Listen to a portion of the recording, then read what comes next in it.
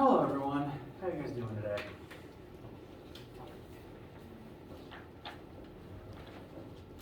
At least some nodding. Hope things are going well, and if they're not, I hope they improve dramatically and quickly.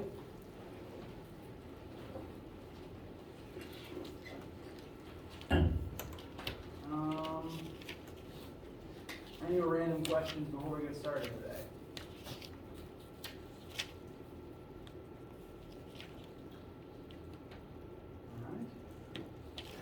Let's see. Today is Wednesday, October 27th. Halloween is almost here, and I completely forgot about that fact.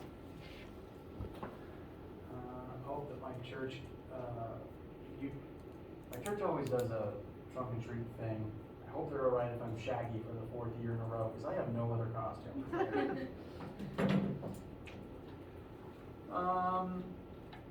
This is about halfway through test week, and about a third of the class has taken the test at this point. Preliminary, it's Wednesday and I already can't talk. Preliminary scores are coming back good, so I am very happy with how things are going, and I am comfortably satisfied with how everyone else is going to do. I am not worried in the slightest, and please neither should you. It's going to be fine. There is a test session today at 1:30 and Friday at 1:30. There is not a Thursday session because I'm not on campus on Thursdays.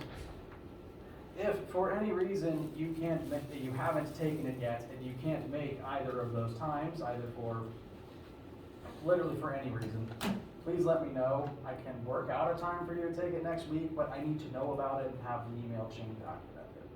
So, yeah, make sure to send me an email about that. Tests will be this week. We are also going to continue talking about momentum and chapter 6 this week. I will open the floor up to any test or concept related questions in a minute, but the main thing I want to do is to continue talking about momentum, which is related to the test, so it's not very far off, but big content flag. The chapter 6 stuff is not officially test content, so as we're learning it, do not be studying it with the expectation that it's on the test if you haven't taken it yet. So this week and next week will involve continuing in chapter 6, looking at momentum and collisions. As such, I have already posted the chapter 6 quiz and homework. They are not due until November 8th at the earliest, which will give us the rest of this week and all of next week to talk about and conclude the chapter 6, and then we can talk about it on Monday before it's due as well. So that will be plenty of time, and it's time to where if you haven't taken the test yet, please don't worry about it yet. It's only up there for people who have taken it so that they have something that they can be working on. If you haven't taken the test yet, just let it sit until you've taken it. Once you have taken it, if you've already finished it, I do recommend glancing at the homework so you can start on it and have the questions in the back of your head. I already need more water. Good morning.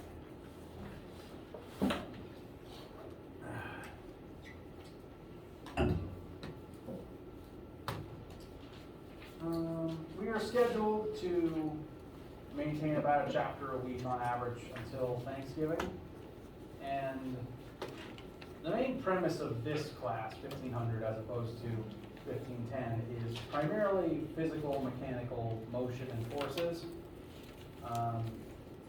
That is going to continue to be true as we go through the class, but up till now we've mostly dealt with linear stuff. Things moving in straight lines, forces acting in straight lines. As we go on, sort of next week and beyond, the things we look at will start to be literally less straightforward. And I mean that in the literal sense. As we start examining situations where things are turning or rotating, and eventually we'll start talking about pressure, which is its own unique category all the same. So our categories up until Thanksgiving are going to start evolving in some interesting ways. Just to make you aware. I think that's all the main announcements for right now.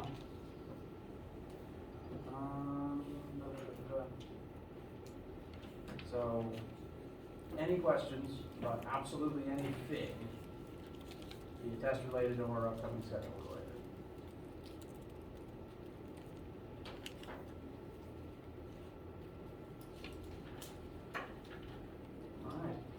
Do please feel absolutely free to ask any questions at any time, even if it doesn't relate to what I am talking about in the moment. If you have a question about something that will be on the test, please ask it anytime.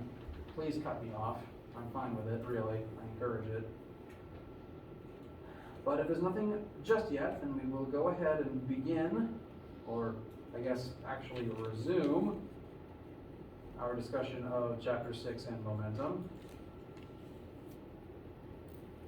So, as a reminder, Chapter 6 is largely not officially test content, so the things we begin talking about now are not the things you should study for the test. That said, there is one momentum question on the test, literally using the momentum formula. So, it is related, and this chapter does involve, it is the direct continuation of Chapter 5. So, it is all still related things, and there won't be any issues discussing it. We have already defined momentum, but let's revisit that definition briefly. Like energy, momentum is just a quantity that matter can possess. Like energy, you can't see momentum. You can only see what mass does when it has momentum. Momentum is a quantity related to the motion of an object with matter. An object needs to have both mass and velocity in order to have momentum. This is reflected in the formula. Momentum equals the mass of an object times its velocity. If either of those values is 0, you technically have no momentum, which means that stationary objects have no momentum. But additionally, if something is moving but it doesn't have mass, it also technically doesn't have momentum. And really the only example of that I can think of is light. When things that have momentum collide with you, you tend to be able to feel force from that impact.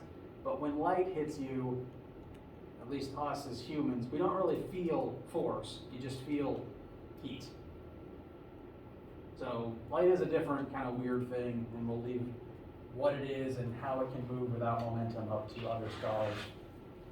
What about sound? Sound is an interesting case because the sound wave is technically traveling energy, and energy also doesn't have mass, so the actual energy being transferred into your eardrum technically doesn't have momentum because it doesn't have mass. But on the other hand, the physical part of sound is vibrating air. Now, there's a differentiation between the sound wave, the energy that travels, versus the air that energy travels through. Although, at times, they're kind of intermingled because you can't really have the traveling energy without the air for it to travel through. And in the case of the air particles, in the moment that they vibrate as the wave travels through them, they would have momentum because they would have mass and velocity, because air is made of matter, as it happens. So, particles, yes. The energy, no. Good question, thank you. Yes? Do forces exerted as a way of, like another way of saying energy, or the forces and energy are completely different things? Force and energy are not the same things, although force tends to accompany the transfer of energy. Usually when energy moves from one object to another, there's some interaction of force involved, if it's mechanical energy at least. Other forms of energy like thermal or light, probably less so. But so there's an interaction there, but they're not the same thing.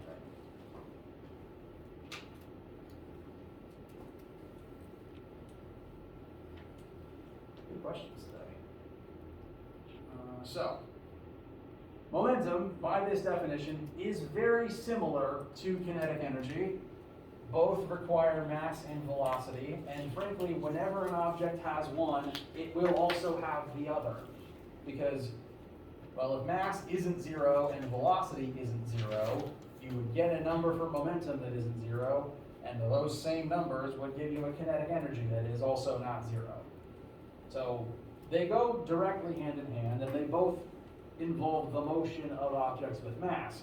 So it does raise the question, why we bother distinguishing between the two? There are some differences. There is a reason for the distinction. The first of which being momentum's a vector. If you look at the formula, mass times velocity, mass is a scalar, velocity is a vector. Scalar times a vector creates a vector still. So momentum points in the same direction as the velocity. This is why objects want to keep moving in the same direction. Even after they hit something and are forced to try to slow down, they still want to keep moving in the same direction. Energy, all forms of energy, including kinetic, aren't vectors. Velocity is in the formula, but it's squared. And multiplying a vector by a vector kind of negates its vectortude, gets rid of the direction, depending on how you do it. And this is one of the cases where the direction just vanishes as a result of that. No form of energy is a vector. Kinetic energy doesn't care what direction you're moving in, it just cares that you're moving. As a result, I'm going to talk about collisions a lot today and for the next week, and possibly for the rest of the class. I'm going to be very focused on collisions for a little while. In a collision, momentum wants every object in the collision to keep moving in the same direction, but kinetic energy doesn't care, which is why in very high energy collisions, things tend to rocket off in seemingly random directions. It doesn't care how you move, just that you move. Momentum is the thing that keeps everything moving in the same direction in the collision whenever it is present and has its way. So, vector versus non-vector is an important distinction. Additionally, kinetic energy can turn into other forms of energy, but momentum can't. There is only one form that momentum can occupy, and that is momentum. So it doesn't vanish, it just transfers objects. And eventually it will transfer into an object with a mass too huge for it to visibly move as a result of that. Momentum doesn't go away, it just disperses into the earth in the form of momentum. And it gets canceled out by every other collision on every other part of the earth, trying to knock the earth in every other direction at the same time. Technically, every time you stamp your foot, that's a collision, and you technically gave the earth downward momentum, but someone on the opposite side of the planet just did the same thing and it cancels out.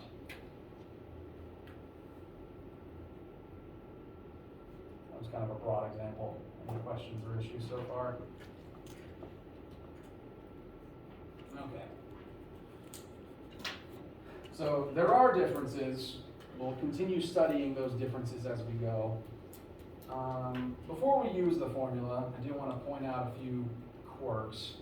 One, the unit for momentum is kilogram meters per second. It does not have its own unit. We simply derived this unit by multiplying the units of the formula together. So kilograms times meters per second. There's nothing specific for it like newtons for force or joules for energy.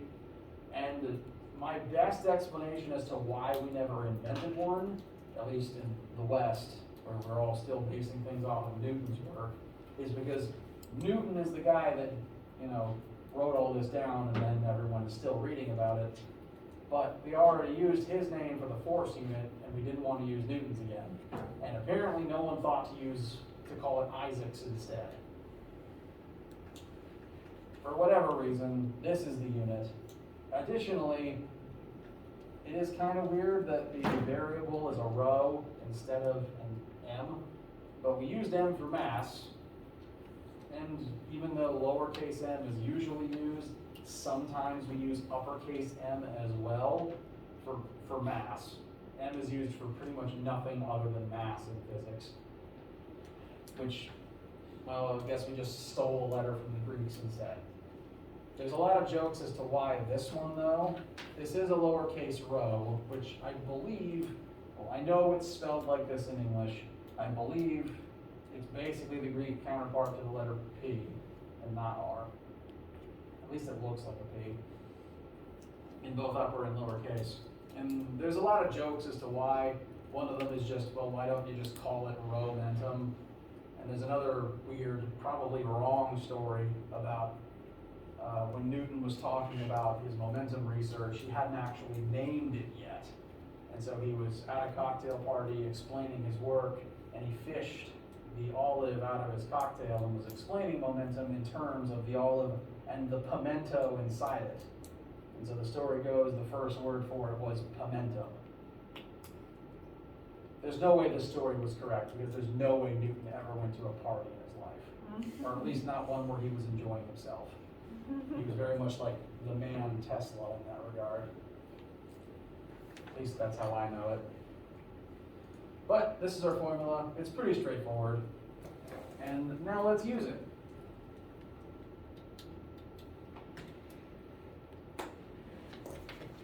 So we have 4 different scenarios here, 4 different things all moving at different velocities. And I want you guys, just working quickly with each other, to tell me which of these 4 scenarios has the most momentum in it.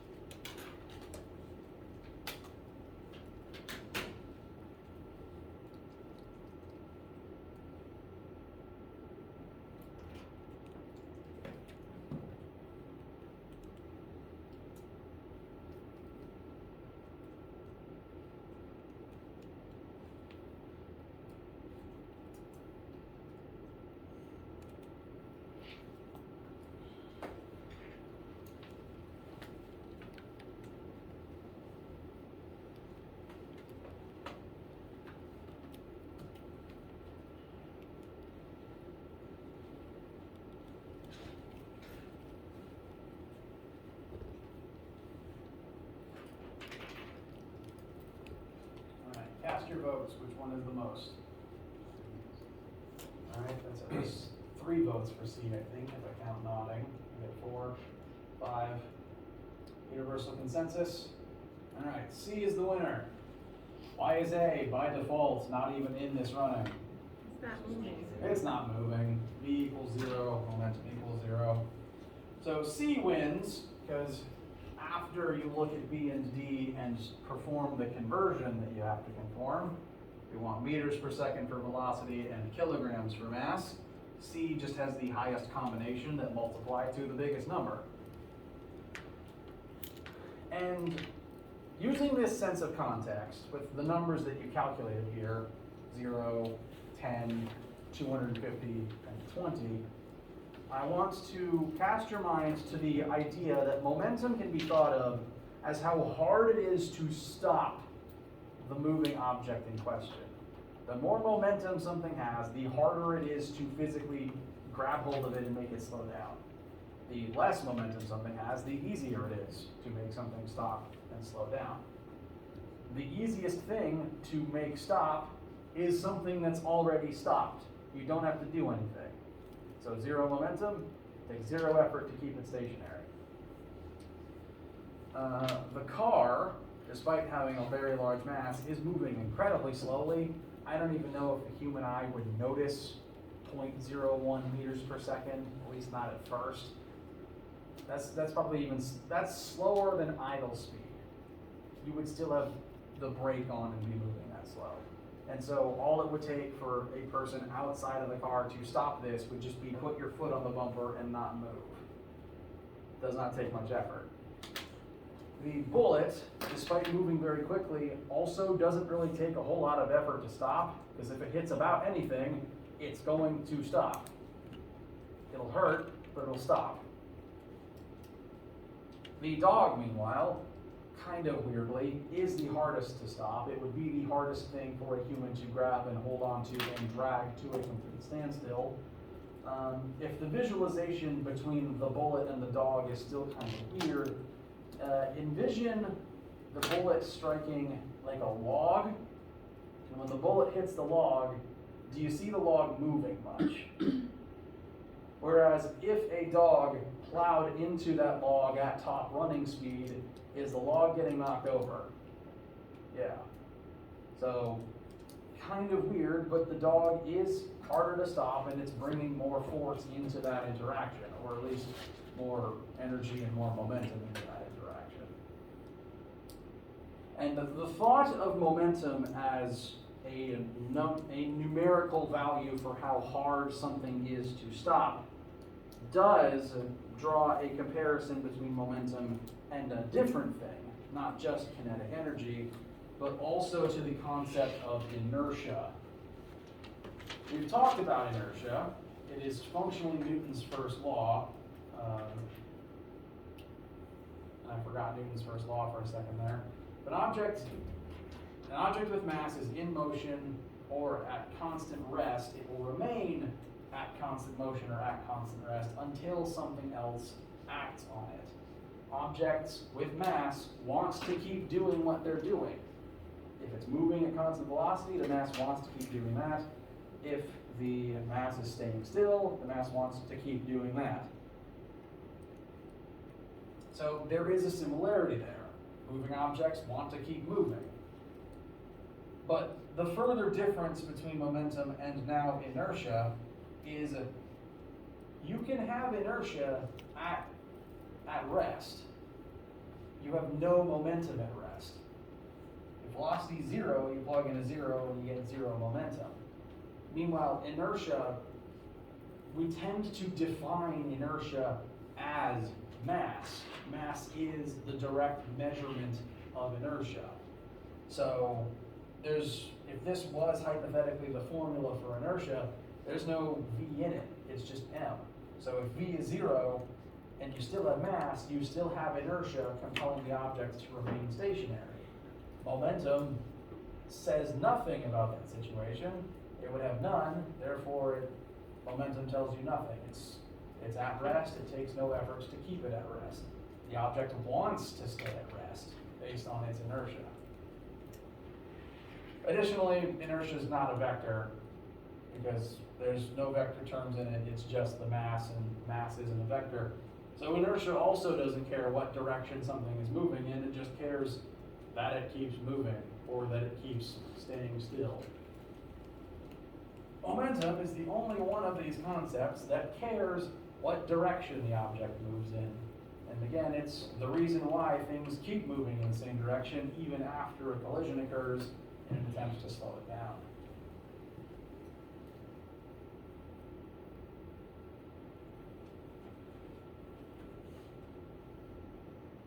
Questions so far?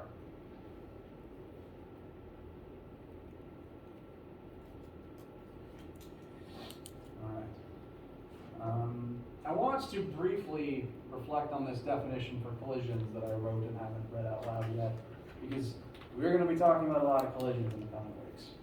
Momentum is most easily detected when it is in a moving object, and when that object hits something else and transfers momentum, and then multiple things are moving in different ways.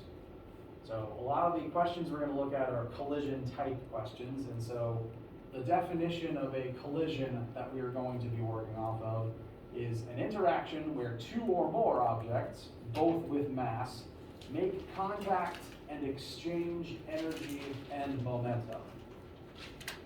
So we've actually done several questions that fall under this definition, or at the very least will be worked very similarly to how we're going to work collision interactions.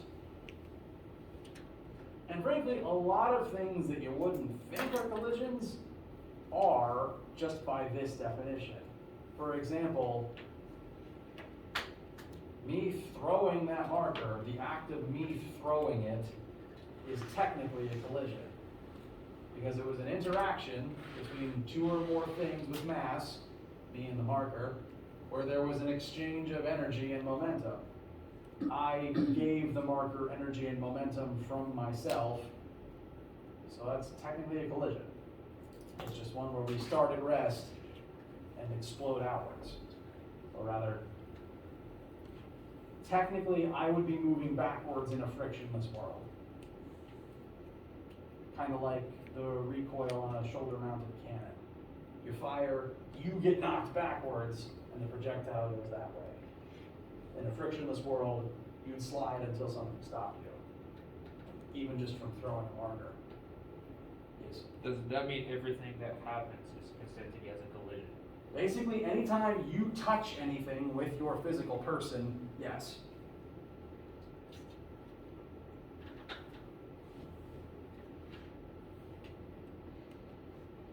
Based on this definition. As long as you are interacting with it and there is some exchange of energy that isn't thermal energy. Now, yeah, as long as there's any exchange of energy, there's technically a collision going on. Because even thermal energy moving from my hand to the table is a collision between my atoms and the table's atoms. And there's an exchange of the thermal energy involved. So, literally everything is colliding with everything else all the time. Questions? All right.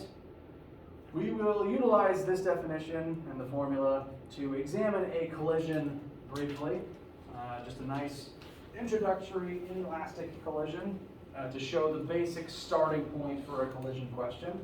We'll pause here for a second because I need water, and I imagine other people probably need it too. So, quick break and we'll resume in a sec.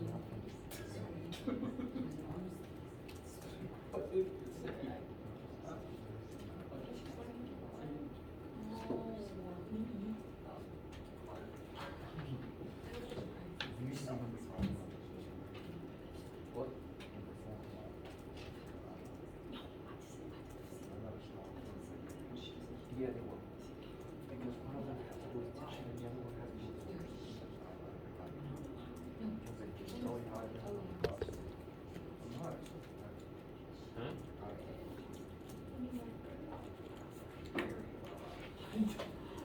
Well, it was that.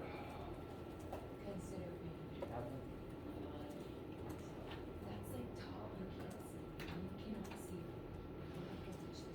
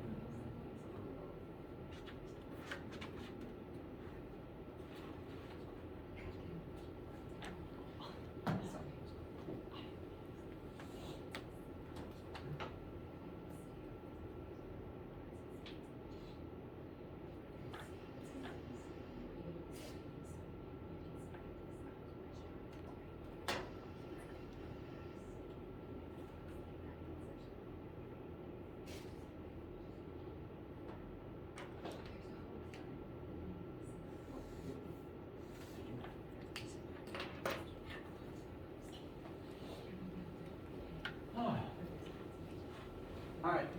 Any questions, needs, concerns, etc.? All right. So, in order to start doing some collision type questions, we need to establish kind of a rule about how momentum behaves in collisions. Much like energy, total momentum before a collision will be the same as the total momentum after a collision. The momentum might switch which object has it, and you might sometimes get some weird interactions where forward and backwards momentum add up to technically a smaller number because they are vectors and they do work against each other, but the totals remain the same on both sides. And in terms of a formula, I would draw your attention to specifically delta sigma total momentum initial equals total momentum final. It's very similar to the energy starting point for a lot of things we've examined in chapter 5. It's going to continue to be a valid starting point moving forwards. In fact, I recommend this as the definitive starting point for any collision type question, because whatever energy is doing, we know for a fact momentum will be conserved, because unlike energy turning into things like heat and sound, momentum can't do that. It has to remain as momentum within the system. So, sigma momentum initial equals sigma momentum final, definitive starting point for collision type questions. Let us now examine one of those types of questions. Let's say that we are simply firing an arrow at a log. I envision this log kind of sitting on a fence post, and we're just trying to knock it off of said fence post. We are going to launch a 10-gram arrow that moves at 25 meters per second at this log. This log has a mass of 5 kilograms, and at the start of this question, it is immobile. It is sitting still on its fence post. Now, before we do any math, purely based on concept and instinct, when that arrow hits that log, what do you see happening in your head?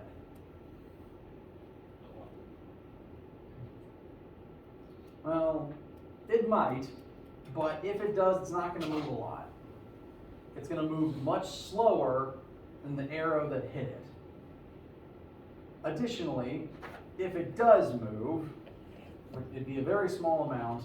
It'll probably just gently get knocked off of the post and probably be moving, at least lean towards the same direction the arrow was moving in originally.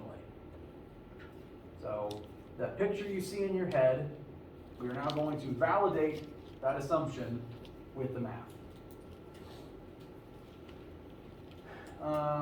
We are told 4 numbers at the start. We have arrow mass, arrow initial velocity, log mass, and log initial velocity.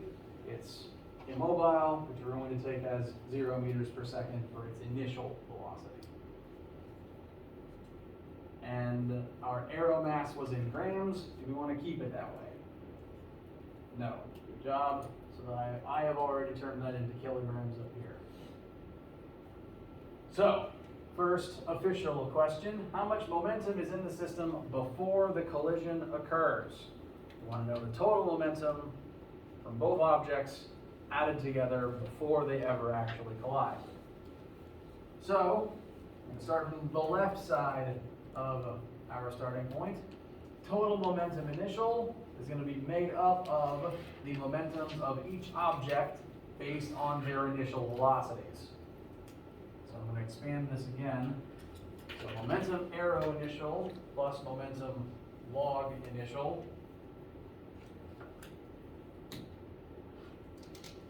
We can replace these with the momentum formula. So mass of arrow times velocity arrow initial plus mass of log times velocity log initial. And this should tell us total momentum before they actually collide. We know both masses and both starting velocities, so we can plug those in and find a number.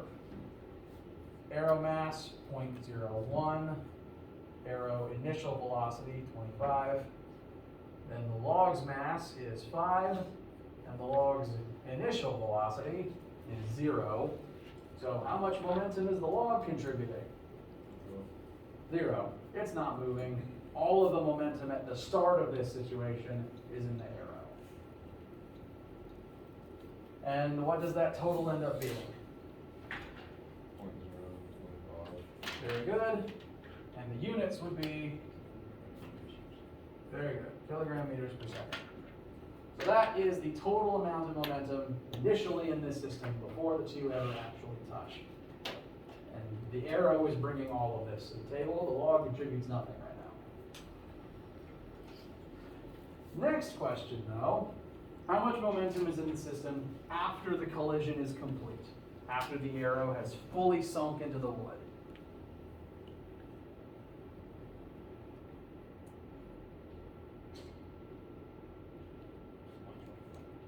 .25.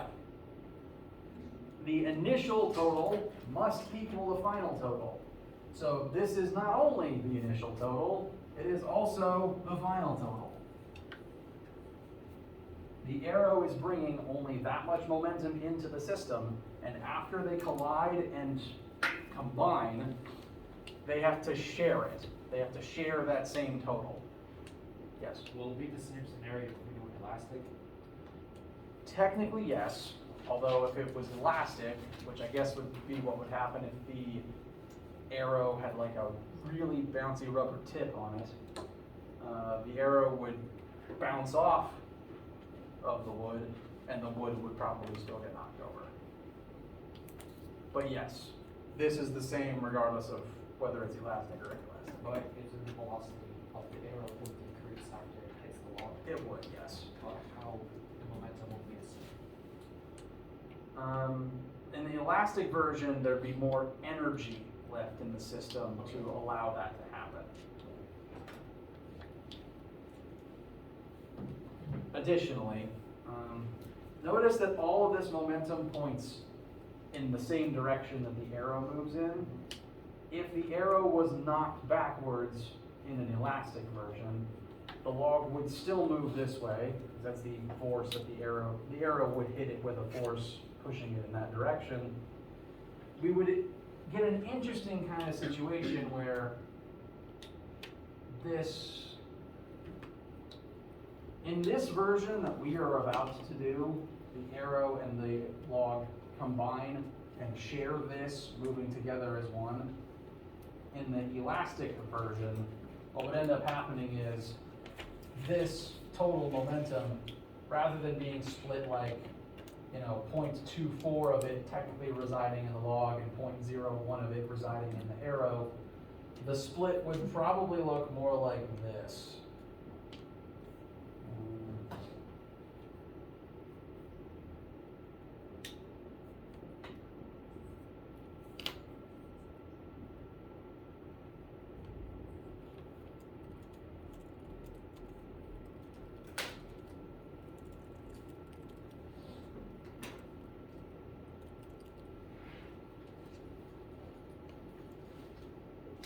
This technically still adds up to this, but this leaves open the possibility that the arrow flies backwards away after the fact.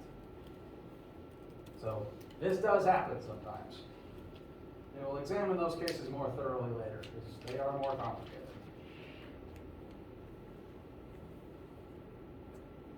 But in one collision, this amount could end up being the sum of a positive number and a negative number combining to form a smaller number. For right now though, let us just focus on this case where the arrow sinks into the wood and stays there and doesn't bounce off, for simplicity's sake. This will be the final total momentum.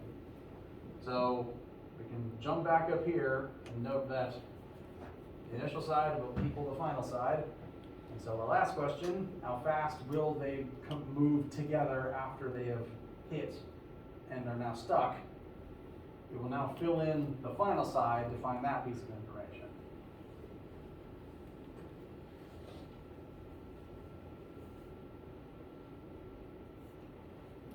So, on the final side, total final momentum will also be made of momentum arrow final plus momentum log final.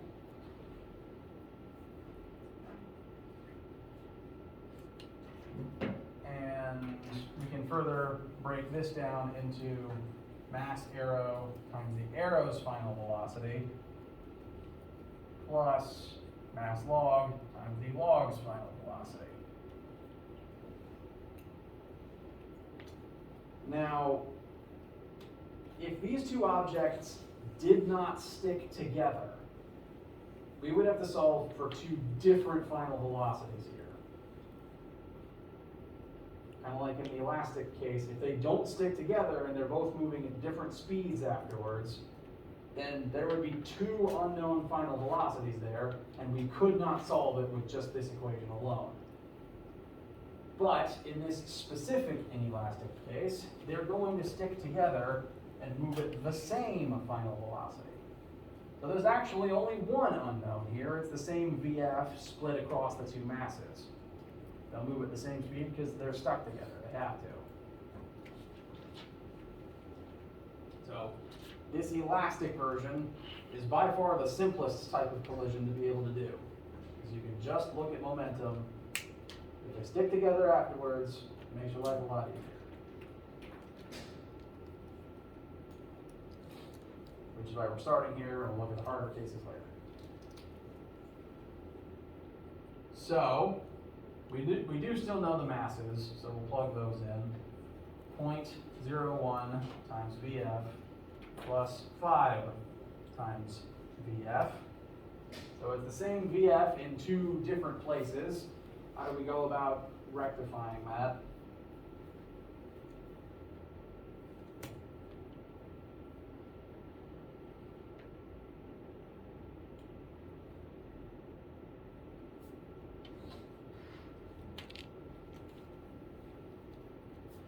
You just add them together? We can add them together, so we can literally add them up. We could do it through the distributive property, however you want to manage it. We should end up with 5.01 times VF. And then all we need to do is divide both sides by 5.01, and we will arrive at an answer. 0.0499. Very good. I'm actually going to write that whole thing out to the tens, hundreds, thousands, 10,000th place.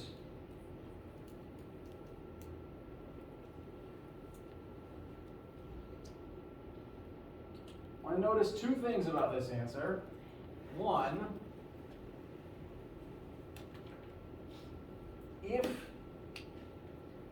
if the arrow wasn't present anymore, if the arrow simply transferred all of its momentum into the log and then ceased to exist, and we just used a 5 here instead, then we would have gotten 0.05 without the repeating 9s afterwards. Because the arrow is still here, it still has some of that momentum. It's still contributing to the total mass of the system. And so their combined mass moves technically slower than the log would by itself with the same amount of momentum. Right now they are sharing this total. It just, most of it is being used to make the log move at this new highly reduced speed. If the log did just gain all of this momentum, it would move at 0.05 meters per second, which is notably slower than the arrow moved with the same momentum. So much larger masses move much slower with the same amount of momentum in them, which is why no matter how many times you in your life ever drop something heavy onto the ground, the earth is never going to visibly move because of that fact. The earth has a tremendous mass that's going to absorb all of that momentum and then move very slowly, if at all, as a result of that fact. And again, on every other part of Earth's surface, other people are dropping things on the ground, and it's all going to cancel out.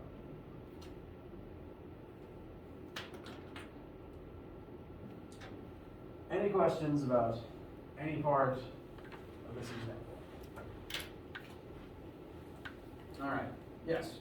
So it's because it cancels out, that's why the earth doesn't move? Yes. What if everyone gathered in a small spot and stomped at the same time? I've actually done that math because I've had other students ask me the same thing. And I can show you that math later. We're at the end of lecture now, if you want to see it. But I've done that math, and the mass of every human on Earth is still a tiny fraction of the mass of the total planet. Even if you throw in all of the land animals with legs, the Earth itself is still more massive. And so if everything with legs gathered into just, Dallas, I think we'd all fit in Dallas. I know that a super city the size of Texas can hold all of humanity. And if everything jumped at the same time, the Earth would still not visibly move. Especially when you consider that it's being held in its orbital radius by the gravity of the sun. So it's not because of things canceling out? I mean, that helps. Because over time, if enough people did that repeatedly, something might happen after 100 years. But actually no, because if you jump up, your own gravity pulls the earth up behind you. It's a complicated situation, and ultimately would result in nothing but everyone tiring themselves out. And a tremendous bill getting everyone together in one city. But I've done the math, even ignoring the gravity, just the one collision still wouldn't have an effect.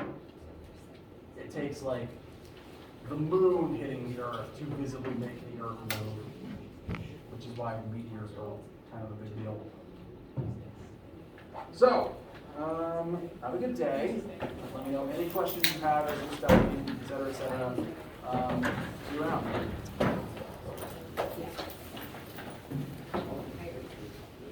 Okay? Okay. You can.